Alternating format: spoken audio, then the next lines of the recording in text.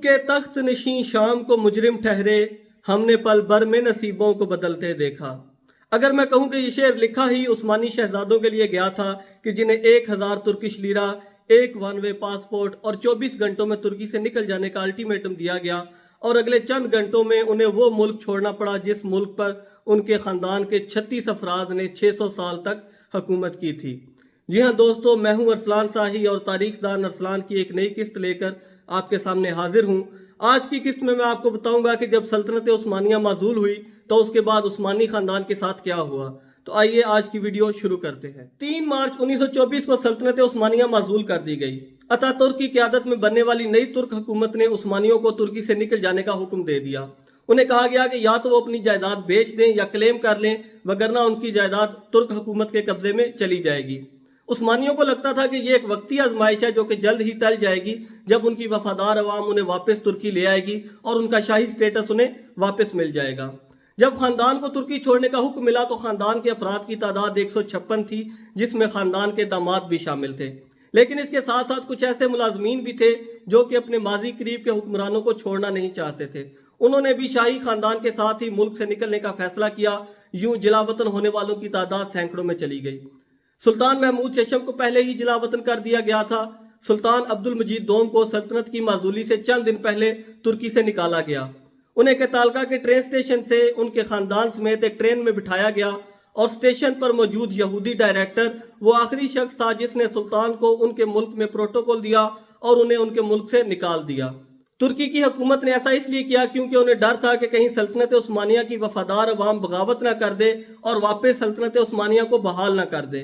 अलबत्ता उस्मानी खानदान के कवानीन के मुताबिक खवातीन तख्त नशीनी की हैसियत नहीं रखती थी, लेकिन इसके बावजूद तमाम शहजादियों और तमाम मलकाओं को भी मुल्क से निकाल दिया गया।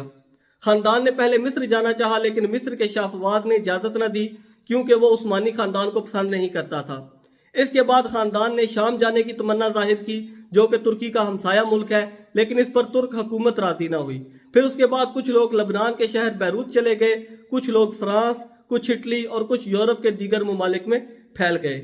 उस्मानियों ने जल्दी जल्दी मुल्क छोड़ते हुए अपने साथ ज्यादा सरमाया न रखा या बहुत थोड़ा सरमाया लेकर तुर्की से निकल गए, जिसकी वजह मैं पहले बता चुका हूं कि उन्हें लगता था कि जल्द ही उनका शाही स्टेटस उन्हें वापस मिल जाएगा। कुछ लोगों ने अपने नवादरात अपने पुरएतमाद लोगों के पास जमा किए, लेकिन यह तो दुनिया का दस्तूर है कि जिस पर अंधा एतमाद करो वही नैया डबोता है। उस्मानियों ने जिन लोगों पर एतमाद किया उन्होंने ही बाद में उनसे आंखें फेर ली।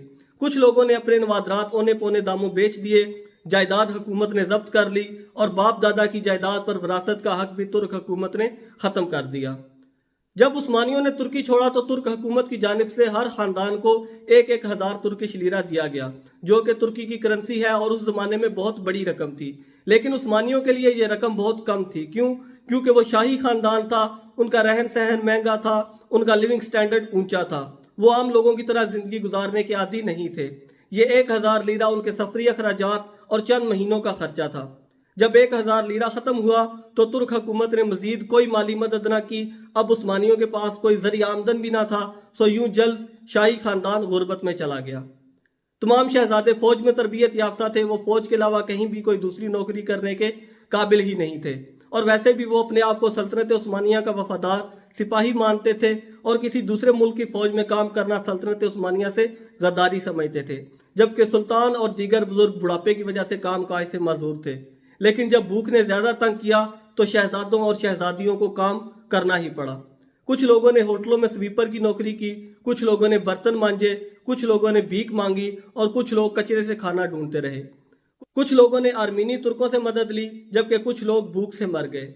मुसलमान दुनिया के हाकमीन में से मिस्री शहजादा उमर तोसान, हिजाज के फरमा रवा हुसैन इब्न अली और निज़ाम ऑफ हैदराबाद आसिफ जा चंद अरसे तक खानदान की मदद करते रहे, लेकिन यह रकम बहुत ही कम लोगों को मिली क्योंकि खानदान काफी वसी पैमाने पर फैला हुआ था। उस्मानी खानदान के ज्यादातर अफराद ने फ्रांस में पनाह ली थी। सन 1536 में उस वक्त के फ्रांस के बादशाह फ्रांसिस अव्वल को उस वक्त के उस्मानी सुल्तान सुलेमान आजम ने भी पनाह दी थी। देखिए वक्त कैसे पलटा खाता है। अनकरा में बैठी हुई फौजी हुकूमत उस्मानियों की हर हरकत नोट कर रही थी। اور ان کی غیر ملکیوں سے شادی پر بھی گہری نظر رکھے ہوئے تھی۔ یہی وجہ ہے کہ فرانس نے کبھی بھی عثمانی خاندان کے افراد کو نیشنلٹی نہ دی، البتہ پاسپورٹ جاری کر دیے جس سے وہ مختلف ممالک میں سفر کر سکتے تھے۔ 1952 میں عدنان مندریس کی جمہوری حکومت نے عثمانی خاندان کی خواتین کو ترکی واپس آنے کی اجازت دے دی۔ کہا جاتا ہے کہ آخری عثمانی سلطان عبد المجید دوم کی بیوی مشفقہ قدین آفندی نے عدنان مندریس کو خط لکھا کہ وہ فرانس کے ایک ہوٹل میں اپنی بیٹی کے ساتھ سویپر کی اور برتن مانجنے کی نوکری کر رہی ہے، تو عدنان مندریس خط پڑھتے ہوئے رو پڑا اور اس نے کہا کہ ماں ہمیں معاف کر دو، ہم نے بہت دیر کر دی۔ ساتھ ہی اس نے اعلان کیا کہ میں ایسے ملک کا وزیر اعظم نہیں رہ سکتا جس کی ماں جلا وطنی میں ایسے زندگی بسر کر رہی ہو۔ اس کے بعد اس نے عثمانی خواتین کو ترکی واپس آنے کی اجازت دے دی۔ 1960 میں ترکی میں فوجی مارشل لا لگا جس کے نتیجے میں آنے والی فوجی حکومت نے عدنان مندریس کو پھانسی دے دی۔ 1974 میں شاہی خاندان کے مردوں کو بھی ترکی واپس آنے کی اجازت دے دی گئی، لیکن بہت کم لوگ واپس آئے کیونکہ زیادہ تر لوگ دوسرے ممالک میں اپنی زندگی نئے سرے سے شروع کر چکے تھے۔ ترک حکومت ویسے تو عثمانیوں پہ گہری نظر رکھے ہوئے تھی، لیکن حقیقتاً ان سے بہت دور تھی۔ خاندان کے ایک شہزادے جو کہ بعد میں عثمانی خاندان کے سربراہ بھی بنے، نیو یارک کی ایک لائبریری میں نوکری کرتے تھے۔ ایک بار ترک سفارت خانے کا عملہ اس لائبریری کا دورہ کر رہا تھا، لیکن جب انہیں پتہ چلا کہ لائبریری میں کام کرنے والے ایک شخص کا تعلق عثمانی خاندان سے ہے تو عملے نے اپنا دورہ معطل کر دیا اور واپس آ گئے۔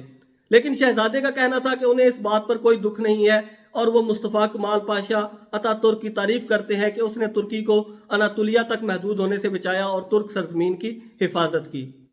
انور پاشا کی پوتی آرزو انور ایروگان کا کہنا ہے کہ اسے اسکول میں ایک ایسی کلاس میں بیٹھنا پڑتا تھا جہاں یہ پڑھایا جاتا تھا کہ اس کا دادا انور پاشا غدار ہے۔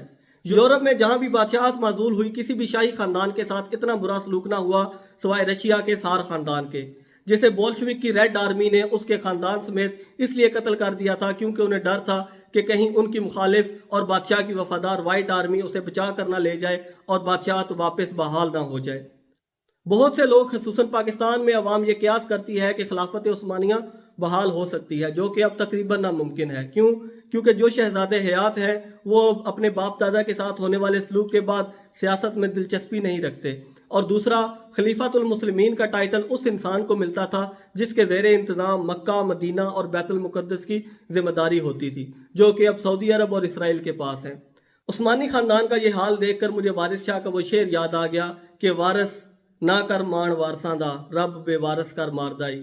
تمام عثمانی شہزادوں پر جو کہ خلافت عثمانیہ کی معزولی کے بعد خاندان کے سربراہ بنتے گئے، ان پر میں ایک الگ ویڈیو بناؤں گا جو کہ آپ کی خدمت میں جلد ہی پیش کروں گا۔ میرے چینل کو سبسکرائب کر دیجئے تاکہ آپ کے ساتھ دوبارہ ملاقات ہو سکے۔ ارسلان صاحی کو فی الحال اجازت دیجئے۔ اللہ حافظ، فی امان اللہ، دعاؤں میں یاد رکھیے گا۔ شکریہ۔